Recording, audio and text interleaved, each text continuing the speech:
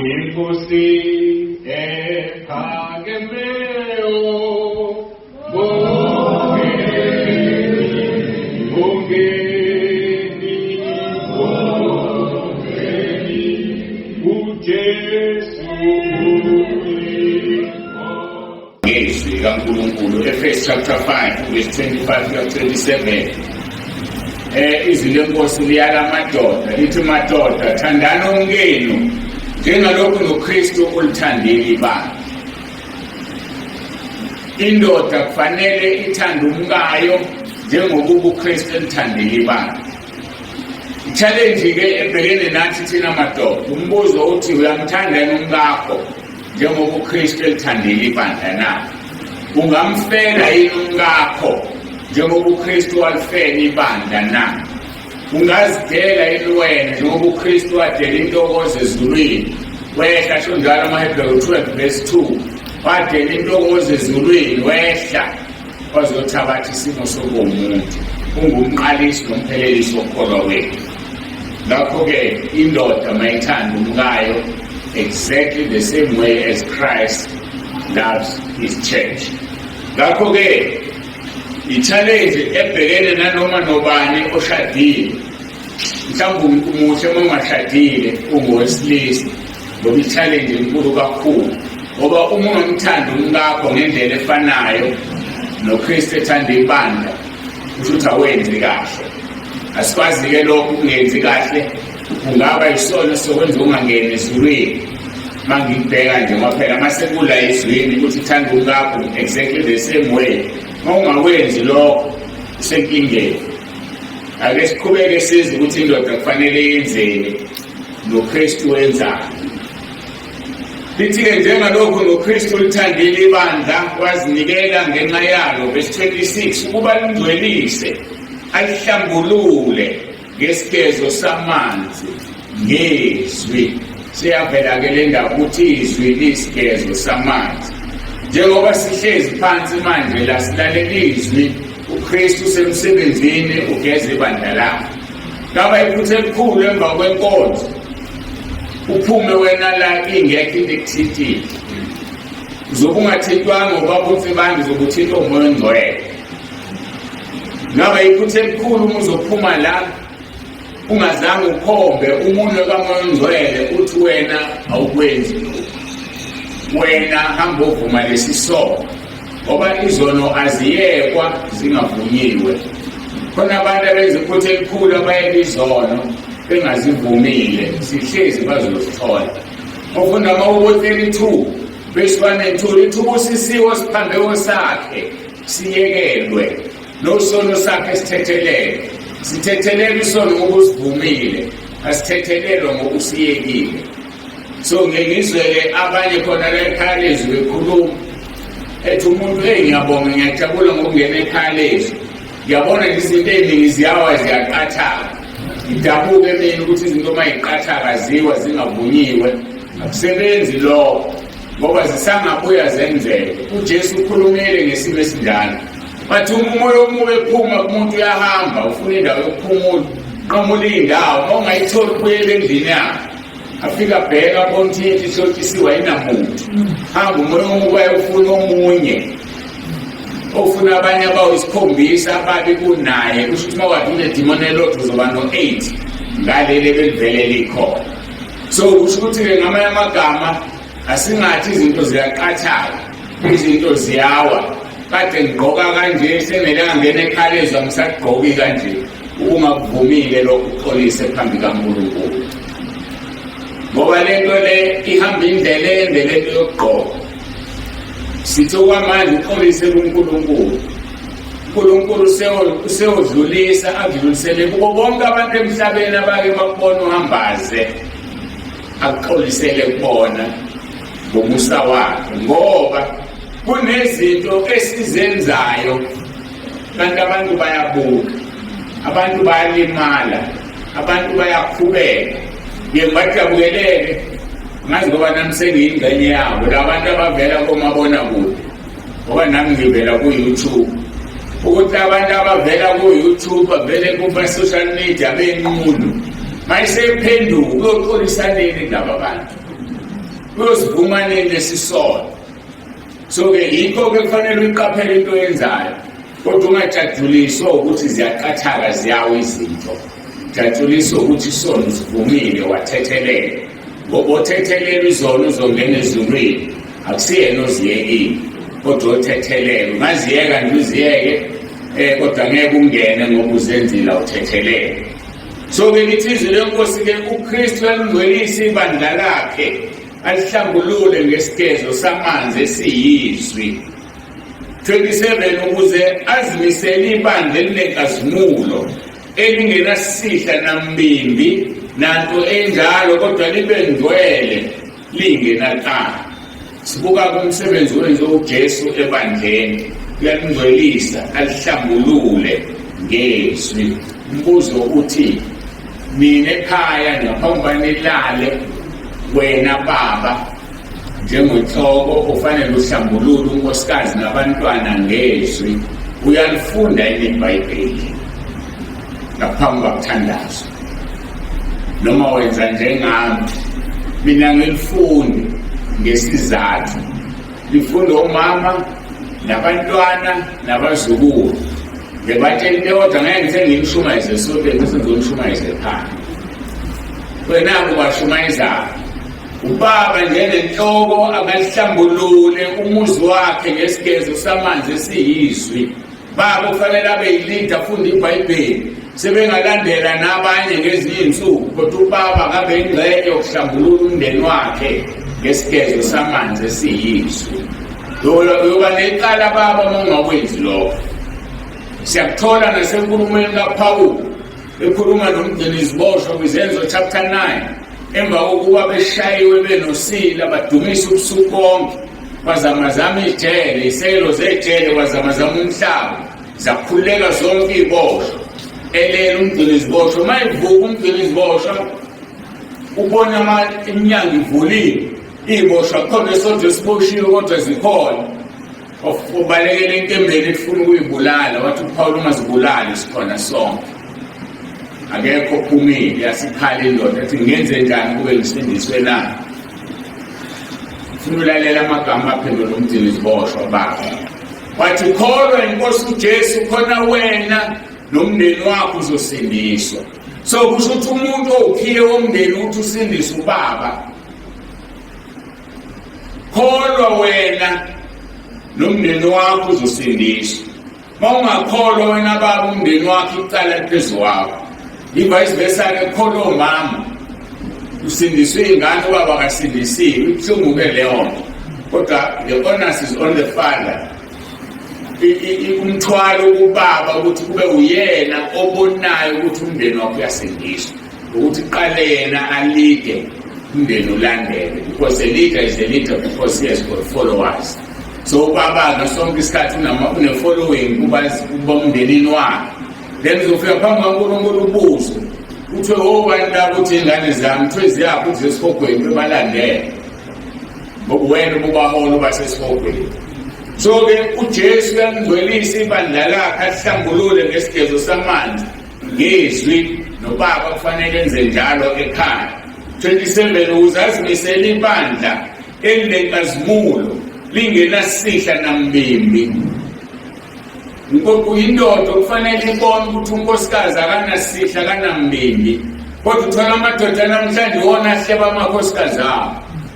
Madoda namhlanje etswaleni ukhuluma ngenkosikazi yabo, athule omunye ubaba bephuza athi hey madoda, nansi isikhwebu, nansi inkawu idlala ngesikhwebu, ahambe ngasesa ajolela umfazi wakho ngoba uyamxheka lapho emadodeni. Kanti enye indoda ibona umfazi e-right, ihambe imshele imthathe, imshele ngawe.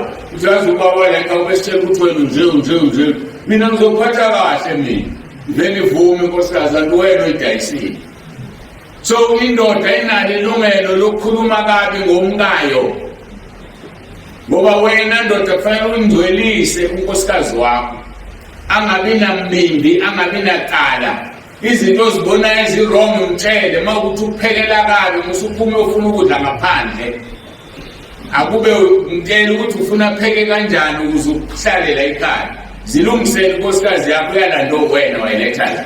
ufuna ukulungisela ubani, awusayifuni manje necala phambi kaNkulunkulu. So uJesu uyazilungisela ibandla lakhe libe nenkazimulo, lingabi nasihla namimbi nanto enjalo, kodwa libe ngcwele, lingabi nacala.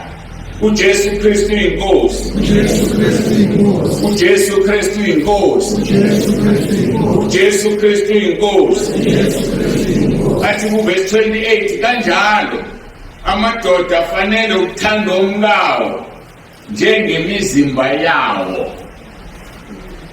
Sekukwesibili lo, thanda umkakho njengoKristu ethanda ibandla, thanda umkakho njengomzimba wakho. Lisithi iBhayibheli, othanda umkakhe uzithanda yena. Angazi kwenze njani khona indoda isishaya unkosikazi wayo, ngoba ngeke ivele ithathe induku izishaye yona. Kodwa exactly uma ushaya umkakho uzishaya wena, uma uhlaba umkakho ngempama uzihlaba wena, uma ngabe umthukuthelela umthethisa uzithethisa wena. Umuntu ozithethisayo ababukayo bangathini?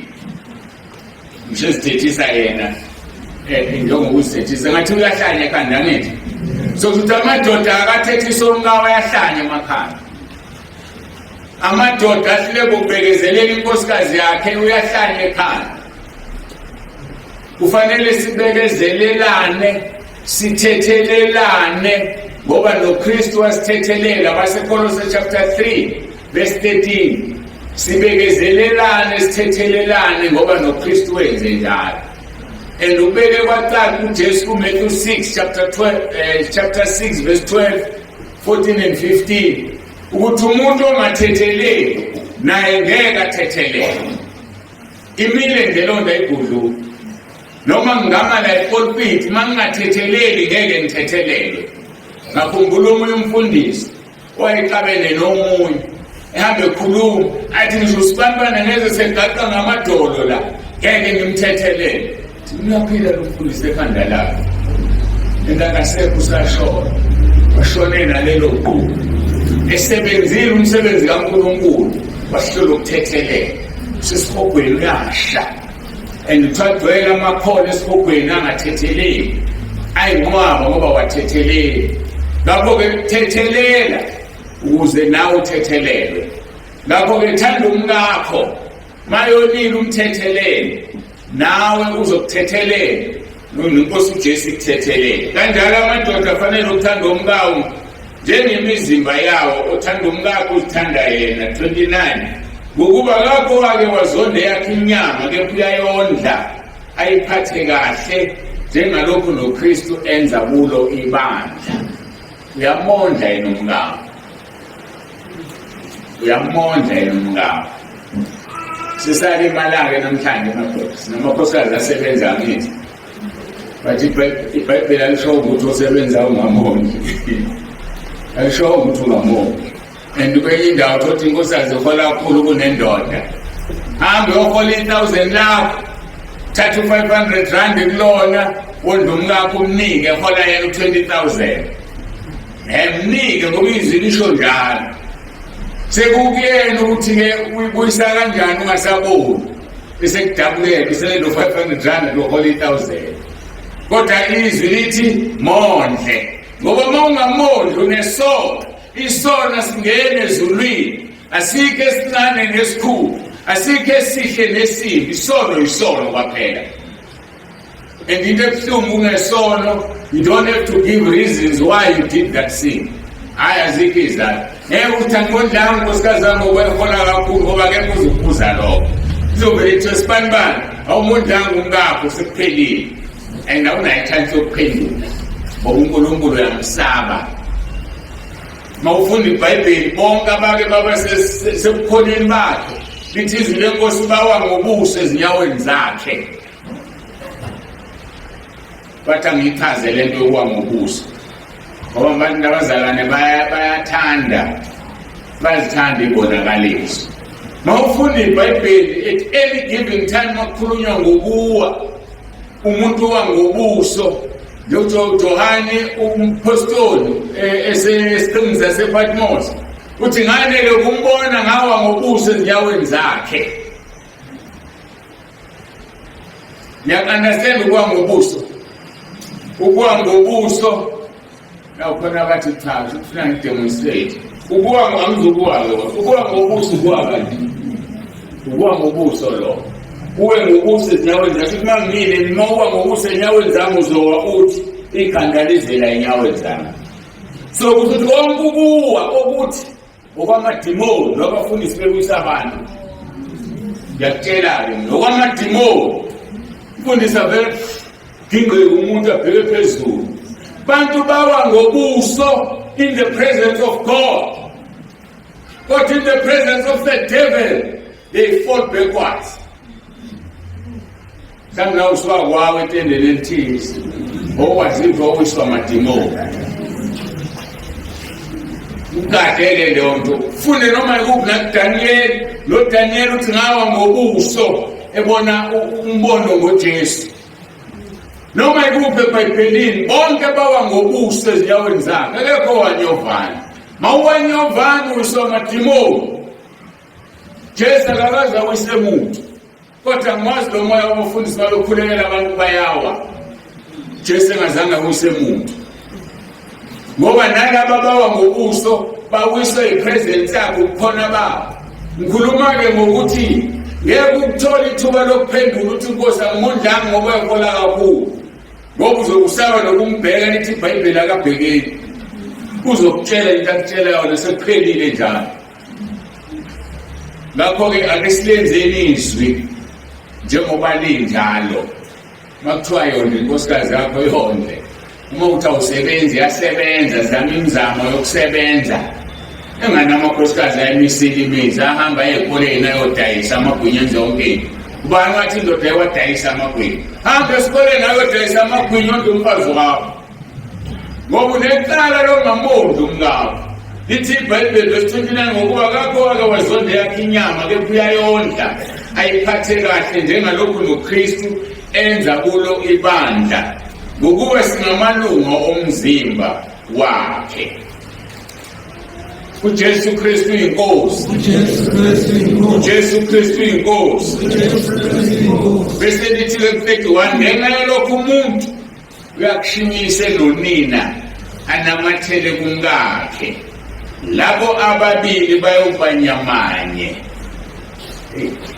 Azikwenze ngakhuluma namadoda kangakanamhlanje uthi kunereport aqala amadoda kwamaningi angakabhafathiswayo ahlale 2 or 3 maningi amadoda abhafathiswayo angazi kwenze njani uthi-ke kufanele sikhulume ndawo azi ukuthi yini la yenzayo.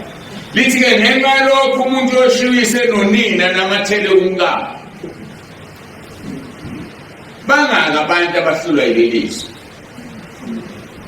Bangaka abantu abahlezi emakubo bashadile uhlezi kini uphambana nezwi lithi wena uzoshiyiswa nonyoko namathele kumkakho. Ngamagama wena silindele ube sekhweni mawungekho ekhweni ibe wakho umuzi wakho lapha ayokuletha ingane yabantu kini. Ngeke ukhule ngeke ube indoda.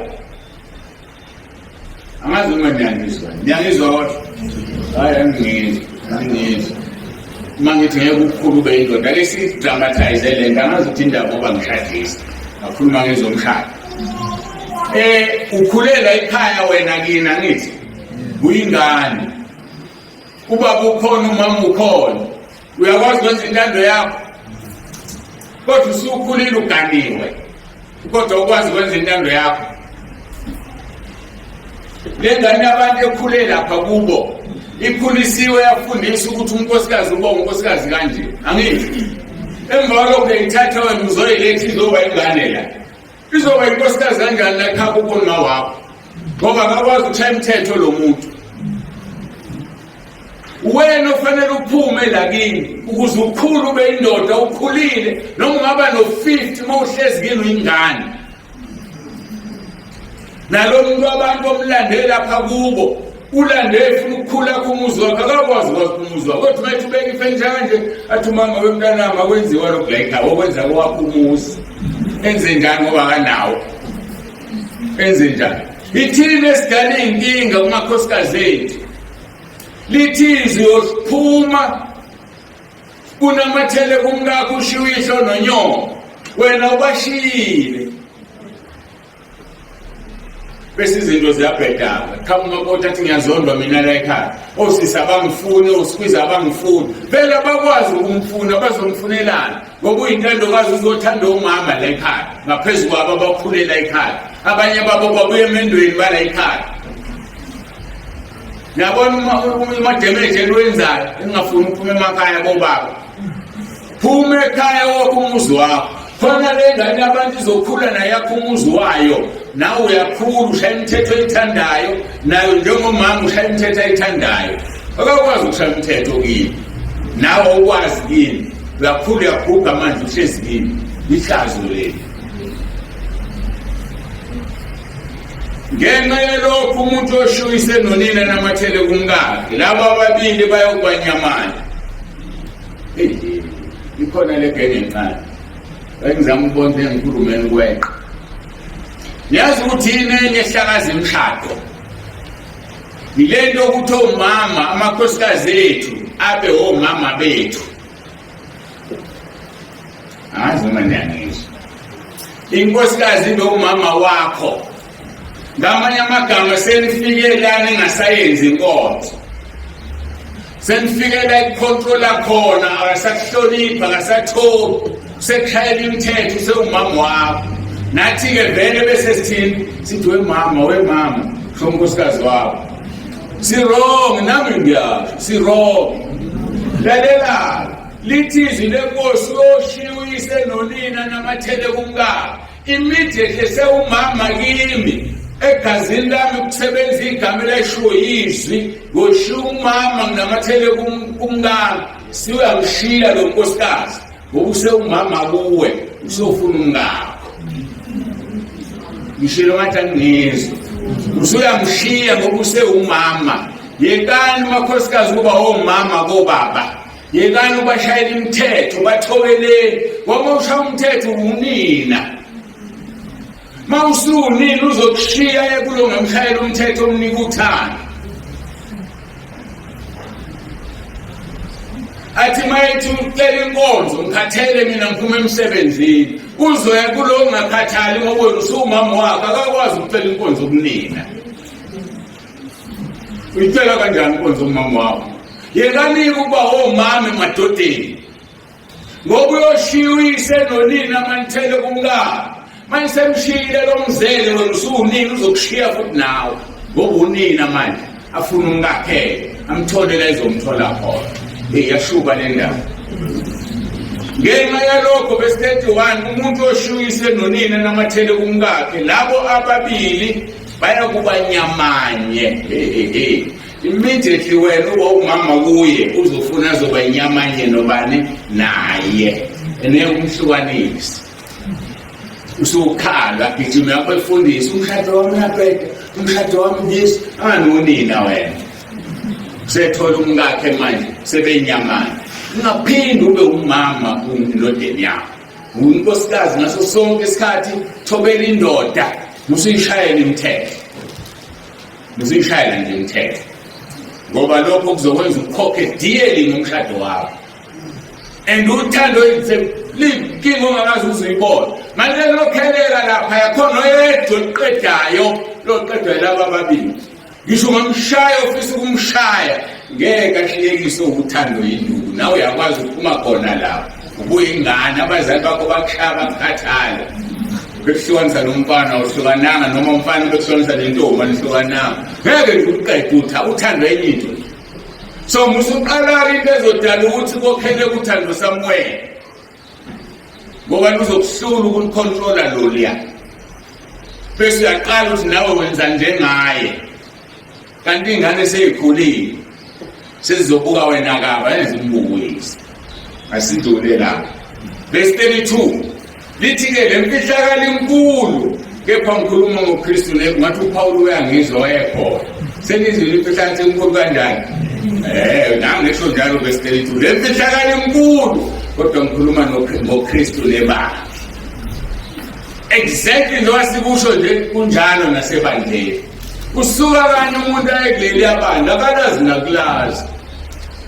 Akona wonke amabandla akhonza uJesu ngeqiniso. Afika bhodle umuntu lapha akasaphuma. Kanti sebanjwe izilwane zakhona. Umeke wabuya usezohlakaza thina la. Esinomoya kaNkulunkulu. Ngomsa kaNkulunkulu sombamba. Sekusho uNkulunkulu senzeni ngawe. Angifuni ukusho ngoba namangazi. Verse 33. Nani-ke ilona loyo makathanda umkakhe njengokuba esithanda yena, kepha umfazi makahloniphe indoda. Asidluleni amakhosana, sifuna kakhulu ngamadoda. Umfazi makahloniphe indoda. uJesu Kristu inkosi. uJesu Kristu inkosi. Verse 22 ke ukhuluma ngabesifazane no-23. Abafazi mabathobele amadoda abo kungathi kukuyo inkosi. Abafazi mabathobele amadoda abo kungathi kukuyo inkosi. Nansi problem la iqala khona ngoba kusiza ukuthi ngivule inkinga ngiyeke isizathu sokuqala kwenkinga. Inkinga iqala ngokukhula kwengane. Umuntu wesifazane udaliwe ukuthi abe umama, kubuye ukuba umama. Azovuma amadoda, unabesifazane bazoyibona lento. Immediately ingane ziphuma zihamba ziyofunda, zingakafika emshadweni zizofunda ngaphandle, uyaqala umama ngoba kunobumama abeseba umama endodeni. Kade umama ingane azisekho ingane, usefuna umama kulobaba. Lo baba uzowenzani? Uzawushuyise nonina ayofuna umkakhe ngoba lo uthele umkakhe. Ukukhula kwengane kugadeni it's a problem. Ngoba lo muntu ukuphiwa ukuba umama, ukuphiwa ukunakekela, akhohle ukuthi akusele ingane yakhe. Indoda eganile abesezoyifuna ukuyiphatha. Kanti abafana abaphathe basesikoleni abekho. Bese indoda ikhethe ukuthi iyathoba noma ivusa isibhaqa. Abashayana abantu babesebasha othandweni besanda ukushada. Bashana sebebadala sethu ukukhula ingane. Thola ukuthi ezizange ngithobe baba. Ungayenzi le nto la. Kulile nathi manje. Hayi umshaya umama kanje. Ibona ukuthi ikhelelo shakile. Vele iphuma idingi ihambe iswane nekhaya. Kanti lo muntu lo njani omama. Siye kuba omama bafowethu sivula amehlo bheke la kufanele ube umama khona, bheke la kufanele ube njani ube ubaba khona. Ngoba lobu umama kudala ukuthi ugcine uyeke ukwenza umsebenzi ofanele ukwenza. Bonke ehleli ekhishini izenzela ukudla, izenzela itiye uhlezi umama lapho ubhekene nefoni of ifoni. Ngathi sewumama phela akaseyona inkosikazi. Izenzela indoda izenzela iqede, mayingazenzelanga kuthunywa isebenzi. Awenze kwakho ukuthi indoda izozidide kamehlo ibone lo unkosikazi. Ngoba sekunomama la ekhaya ongiphethe. Qaphelana. Makhosikazi thobelana amadoda. Kungathi kukuyo inkosi. Sithobe ngathi sithobela inkosi. Niyangizwa kodwa? Anokwazi mangimbuzi niyangizwa ngisebona ngizwa. Aningizwa. Hayi aningizwa niyazwa ngoba ngene indebe kodwa ngizwa. Aningizwa ukuthi ngithini. Kubiza ukuthi uyithobele indoda. Kube ngathi kukuyo inkosi. Ake ngimtshele ukuthi inkosi niyithobela kanjani. Ngathi masithandaze siyaguqa. Eguqela indoda yakho. Wadingeni kweguqela. Nakho. Ngishilo ngathi ngizwe ngiba ngumsili. Ake ngiqhubeke. eGauteng 2 or 3 weeks ago kade ngiseGauteng benza into ebuhlungu engingayithandanga. Ayisho la sengisePolpit. Bafika abazalwane bezongibingelela sebehamba ngamadoda. Babengaguqeli mina, I do understand that. Baguqela lo omgibelo ukuthi abamboni. Benze njani ke? bathoba kungathi kukuya inkosi kodwa bayibonile sebekwenza kimi. Ngase ngiyakhuza ukuthi ningaphinde ningiguqela mfuna ukuguqela. Kwasala ukuthi ngithi ngoba niwaguqela amadodeni. Ngizobe sengiyabaphoxa ngithi kade bengijabulela bengiguqela. Kodwa sengiyasho-ke manje ngoba kukho akekho ngiguqelayo. Guqela indoda yakho ayizoguqelwa ukusibandela inkonzweni. Kade uguqela indoda yakho uzoguqala. Umuntu ofikayo uvakasha ebandleni uthi uyakhothanyela ukuthi bantu bakhonza yena uNkulunkulu. Kopha umuntu ethi nguNkulunkulu webandla mina ngiyakhonza. Hayi angifuni ukukhonza. Ngomncinyane kunani lonke la ningangikhonzi. Ningangiguqeli. Asiguqele uNkulunkulu wasiguqa nje masithandaza. Lithi ngizithoba kungathi kukuyo inkosi. So lokhu kuthobe beningithobela ngakho usebenzisene emakhaya kobaba benu. Momnika ukudla umnikisa uguqeli. Guqela li-tray kungawe tray. Ubamba ngazombili phansi ngamadolo. Bona ukuthi indoda yakho uyayithanda. Awuzoguqela baba uNtibane. Ngiyangizwa kodwa seniyangizwa-ke manje. Ngiyabona ukuthi bengingangizwa ngishilo kade ngiyizwa. Bengingangizwa mina seniyangizwa-ke manje. uJesu Kristu inkosi. Verse 23 lithi ngokuba indoda iyinhloko yomfazi njengokuba noKristu eyinhloko yebandla yena engumsindisi womzimba. So siwathobela amadoda ngoba inhloko yani yomfazi. Yini enkulu inhloko nomzimba. Khona uthanda ukuphakamisa angifuni laba abajwayele ukukhonza namdala. Phela isandla ubani ofuna ukusho umbuzo impela ngifuna impendulo. Uyangaziyo ngilalela. Khuluma malungu. Inhloko enkulu. Awungikhohlwa. Bengithembile ukuthi uzoba nempendulo. Wenza nale lezo ngifuna niyiphendule ngoba ikhona le ngihlale angikali umbuzo ngokuthi. Yini inhloko? Ikhanda ngithi. Umzimba ngithi. Ikhona into engayenza leli ikhanda ngokunquma la ulibeka la lekhanda lakho. Khona engayenza. Uma ikhanda ulibeka lapho khona umzimba into ongayenza. So akekho omkhulu bayenjani? Bayalingana. Angazi abantu bathi bethumisa ukuthi indoda enkulu, akho indoda enkulu la. Indoda iyafana nonkosikazi kodwa iyinhloko. Asingakushintsha lokho. Ngoba enhlokweni khona amehlo, enhlokweni khona ingqondo, enhlokweni khona umlomo, enhlokweni khona ikhala. Kodwa zikho izandla enhlokweni. Uma ngathiwa izandla zikho emzimbeni, inhloko nomlomo wayo ngeke ifake lutho emlonyeni. Akunjalo? Nakhona isifakile inhloko emlonyeni idlulisele emzimbeni ayidli. Awukodwa amadoda adla imali odwa. Awuyidli imali odwa idla nomzimba ingane zakho nonkosikazi. Lebo nto iBhayibheli idala kodwa.